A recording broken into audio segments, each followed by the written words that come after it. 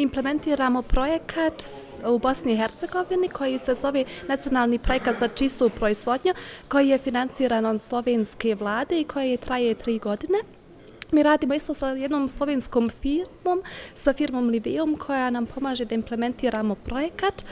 I radimo isto sa jednom nacionalnom institucijom koja se zove Enova. Mi smo skroz zahvaljeni za slovensku vladu što nam financira projekat. Na Ministrstvu za gospodarstvo skrbimo za mednarodno razvojno sodelovanje. V okviru tega programa skušamo povezati slovenska podjetja z interesi lokalnega prebivalstva in lokalnih regij. In sicer so to regije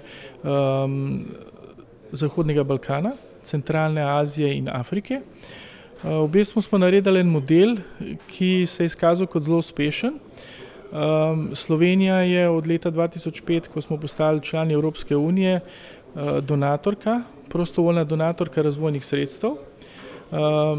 Skušamo povezati v trikotniku Slovenijo kot donatorko sredstev z državami, kjer sredstva potrebujejo za razvoj.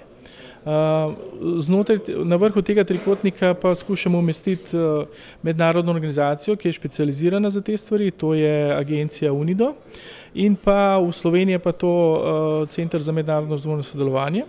Znotraj tega trikotnika pa skušamo umestiti slovenska podjetja, ki pokažejo interes, zanimanje, ki imajo znanje, ki imajo določen know-how, ki poznajo razmere v teh državah.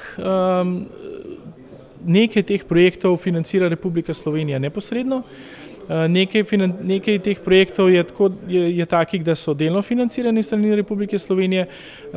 Za te projekte skušamo poiskati tudi druge financerje. Od leta 2011 do 2017 je Republika Slovenija dala preko 2 milijona prostovoljnih sredstev čez te projekte.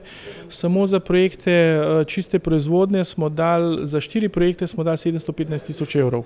V bistvu skušamo v tem trikotniku poiskati, združiti interese naših podjetij, UNIDA in interese lokalnih skupnosti.